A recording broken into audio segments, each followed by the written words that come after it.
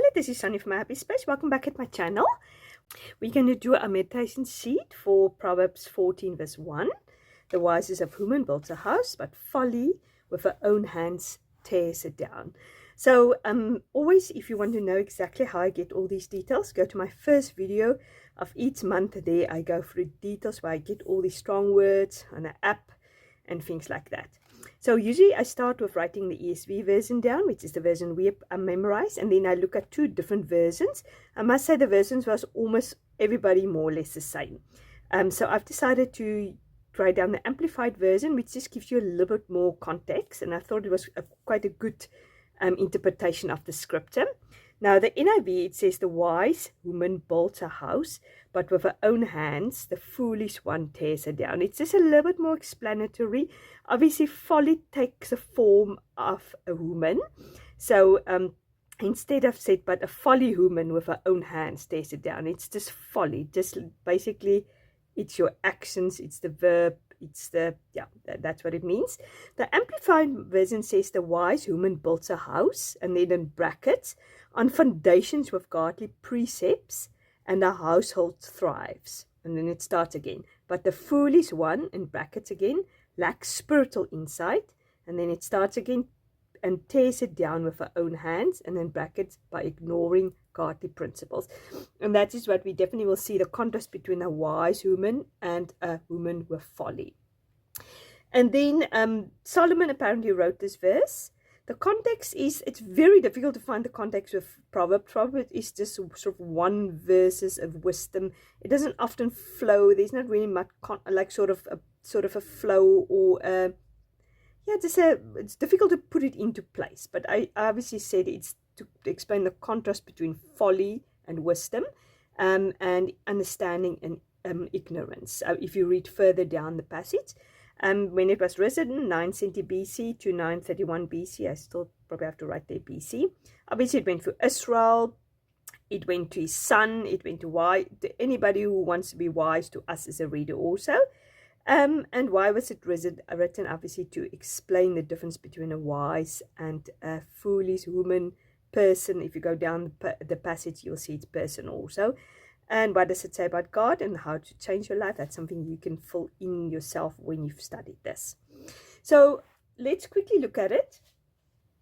I did listen to a sermon about it, and it was quite interesting. He gives seven pillars of a wise woman.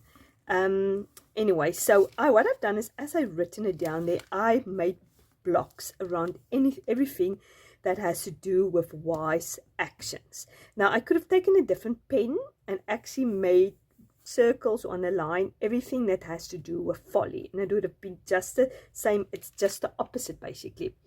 Always sort of, obviously our verse starts with the wisest who builds a house, but folly with her own hand tears it down. And then whoever walks in uprightness fears the Lord, but he who is devious in his ways despises him. So he starts immediately with the fear of the Lord. And also the sermon I listened to, a wise woman, everything as we said, and when we studied the Proverbs 31 verses, hangs under fear of the Lord. Without the fear of the Lord, there's no wisdom, because Proverbs 9 verse 10, which is the key verse in Proverbs, says, the fear of the Lord is the beginning of wisdom, and the knowledge of the Holy One is insight. So if you want wisdom and insight, you need to fear the Lord. And then also this verse is as a sort of a cross reference to it. Wisdom has built a house. She has hewn 7 pillars. So nobody knows. There's not really been a description of what is the 7 pillars. We know 7 is a completion of it. But the pastor I listened to just gave 7 things he thinks a woman who fears the Lord builds the 7 pillars on. So we can go through it. You might agree with it, you might disagree with it, but I thought it was just interesting to look at it. So there is definitely a cross reference for that. And then as you can continue, it's the mouth of the fool comes. By the mouth of the fool comes a rot for his back, but the lips of the wise will preserve it. So everything, like, seems to me, obviously by building your house, you invest and you put effort into it. and you create something positive. By folly, a hand tears it down. So you can, many ways you can tear your house down, by your words, by your actions, what you don't do, your lack of action. Sometimes these days I think is more sort of almost prevalent about how not to behave wisely. And then the one who is wise is cautions and turns away from evil. And a lot of at times it says that the wise is prudent. They think about things. They don't act impulsively. And the wisdom of the prudent is to discern his way, but the folly of fools is deceiving. So it's constantly that thing of just being prudent, think things through, look to the Lord for wisdom. Yes, also the fear of the Lord is a fountain of life, that one may turn away from the snares of death. And here's another: wisdom rests in the heart of a man of understanding, but it makes itself known into the midst of the fools. If you go through that, you can see all that. It's a good exercise to go through it and align where you saw the righteous and where you don't saw the righteousness. So before we go onto the words, I'm just going to go for the 7 pillars which he sort of suggested, which he thinks. Obviously, the first one is the fear of the Lord. Without the fear of the Lord, there's nothing to hang anything on. And obviously that we established in Proverbs 9 verse 10. Then the second one, he said, love for your husband. Now, if you're not married or you don't have a husband anymore, just love genuinely for your children, for your family. I think that's a good thing. Obviously, I think there is a difference between, often we as women and mothers, we tend to put all our effort and time into our children, and we forgot actually our first responsibility is always to our husband. Because if we've got a loving relationship with our husband, we will have a happy home and everything will go just smoothly. It doesn't help you put all your effort and attention in your children. You try to teach them the ways of the Lord, but you don't have a relationship with your husband. There's strife in your home. Everything falls down. And then he gave, obviously, he gave some references, Proverbs 15 verse 7, and then he also looked at Proverbs 31, who says that her husband, she rise up and her husband trust her, and she looks out for her husband, as we read through Proverbs 31, all those passages. Then she's looking to the well of her house. Just what going in a house, everything that goes into a house, she is looking at it. She's looking after it. And there's expression, plow your own field. Like sometimes we as women or people, we just want to be involved in so many ministries, or we want to be outside the house and involved in things outside the house, which is fine. We need to do that. I'm a very, very strong proponent of that. But ultimately, our main priority is our home, our family, our husband, our children, or wherever situation you are at. That is our thing. We need to plow into our own field. We need to invest in our own field. The majority of time and effort needs to be in our own family, not in other situations and other ministries and things like that. We definitely need to invest in that also, but look well after your home. Then the next one is she teaches her children. She teaches her children. Now, she teaches children generally what is the right thing to do, like the law, how to live a prudent, moral life. She teaches her children the word of God, obviously the gospel, salvation. Then she teaches her children to hate evil and to work hard. This is all principles that when the pastor looked at that, he saw these principles out of Proverbs. And Proverbs talk definitely a lot about working hard, be diligent, don't be a sluggard. We need to teach our kids that, teach our families that. To hate evil, we really need to teach people, our children, to hate evil, not to tolerate it. There's a saying that the devil wants actually to live righteously, to be so peculiar and weird, and actually sinful things become normal, make that normal. And we need to just be the opposite of that. And then the other thing is we need to discipline our children. And the Bible said constantly, especially Proverbs said, that if we withhold discipline or consequences from our children, it will lead to destruction. We look at the Lord also, he just said, Father who truly loves his children will discipline his children. And that's true for us. The world says, oh, I don't want to be harsh to my children. I don't want to discipline them because I want them to love me. But it's the opposite. By loving your children, you do discipline them. So that's also a wise woman. Then he said, a wise woman is a forgiving woman who display the gospel, the grace of the gospel in a home. Yes, he doesn't just tell her kids and a family what's the right thing to do, what's a moral thing to do. She displayed grace and forgiveness when her children mess up, and that's often the role of a wife or a woman. Women are more sensitive, they're more that role of sort of coming to rescue for the kids. That's the mother's role. Father's role is often to toughen children up, to prepare them for the world and the onslaught of the world. So we need both in the home, the mother and father. And 7, a wise woman is joyful in her home. And this is, she can set the whole tone for the home. There's a saying that, or you're a thermometer, or you can all be almost like a thermostat that goes up and down the whole time, or you can be the thermometer that is showing the temperature, that is just constant all the time. I hope I got those two right.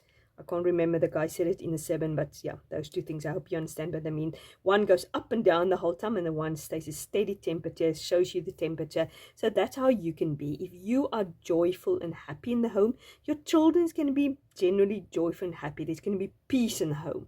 A volatile woman which is always unhappy or temperamental or have outbursts of anger, that's difficult to bring peace in a home. And a husband also, he wants to come home in the evening to a nice, pleasant home. And I'm definitely preaching to myself also. So yeah, that is things we can strive to, what it means to be a wise woman, how she builds a house. Obviously, we're concentrating zoning in a home, but it don't just have to be a physical home. It can be just your sphere of influence, how you where your workplace or your ministry. If you don't have a husband or children, if you're lucky enough to have grandchildren or grown-up children, yes, that's part of your domain in your home. Do these things. Just be a wise woman who builds up. She creates something. She doesn't tear things down. So the strong words that I look up was wise, bold, folly, tear down, and own hands. I didn't do woman again because last time we did woman and it was just like a female wife, mother who can bear children or something like that. So wise is, the root word is shakam, which is to act wisely, skillful. Yeah, so to act wisely, skillful was very much one, the expert, shrewd.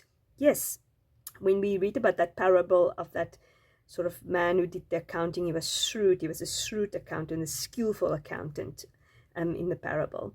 So that is how we should do. We should tap into wisdom, and we know we get our wisdom from the Lord. James 1 verse 5, if anyone lacks wisdom, let him ask God to give generously to all, and it will be given. It's one of our memory verses. I think last year in the beginning of the year, or was it this year in the beginning of the year we memorized it? Could be this year.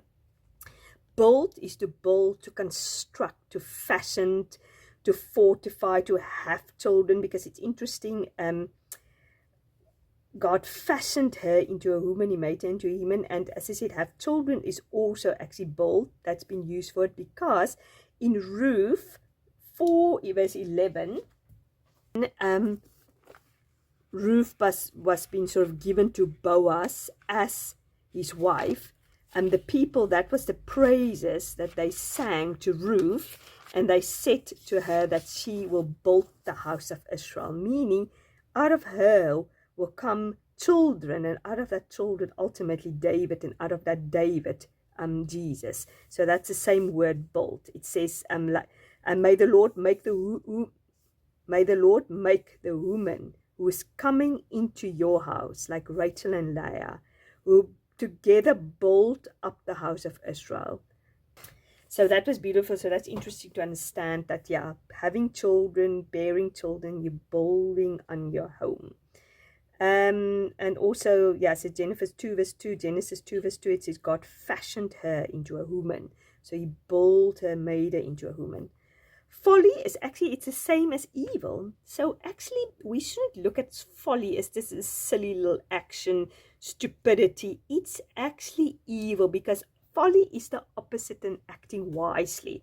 And to act wisely is to fear the Lord. We say the fool in his heart says there's no God. It's evil, it's foolishness.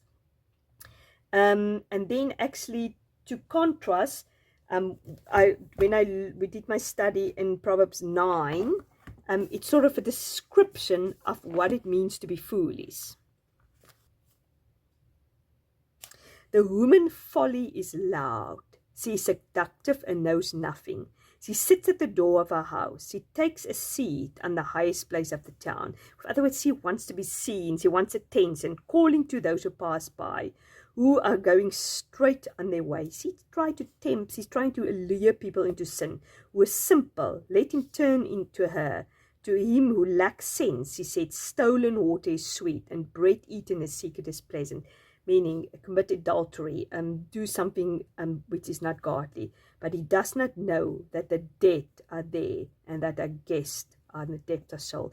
Being folly, act folly, with folly, will lead ultimate to the death of soul. Yes, and there might be a moment of sweetness, of stolen water and pleasantness, but at the end of the day, it will lead to death. So that was quite interesting. Obviously, if you go through Proverbs, you make a study of how it is to act folly and how it is to act wise. You probably will have a list as long as my arm and more. So to tear down is to break down, to destroy, to overthrow, ruin, shatter, pull down. And that we can do with our words. We can do it with our action. We can do it with our lack of action, lack of teaching our kids. Yes, and we really need to ask the Lord to give us the confidence and the wisdom and the ability and the desire to do what's pleasing to Him. Own hands is to be able to allegiance, to come along, to assist, entrusted. Yeah, that's probably a different concept, but because if your own hands, you come almost aside, you are the one responsible with it. You take allegiance into doing that because you're doing it with your own hands. It's not somebody else who tears your house down. You do it by yourself. So yeah, the power in our hands is, or we can build a house, or we can tear down a house. We can invest in our children and our family, and whatever is your domain God given you, that's what we can do, or we can just destroy it. Yeah, that's just something to be remembered. So I hope that was useful. I really enjoyed digging into it. I love sort of listening to that sermon about the 7 pillars. Yeah, it's just a good exercise to ponder on what it means to be wise and ponder on what it means to be folly, so we can not do those things. So have myself a great day. I hope to speak to you on Friday. And yeah, my new memory verse bundle is now available. So pick it up. It's in my Etsy shop, my Kofi shop. I'll link all the details down below. We start our new memory verses on the 10th. And just to give you a quick overview of how it looks, it is about God's my refuge and rock and refuge, fortress and savior. Unfortunately, the T fell now off there. I must repatch that. So yeah, that is how it looks. So yeah, I'd love you to come on this journey with us, pick it up, and yeah, I'll now speak to you on Friday. Bye-bye.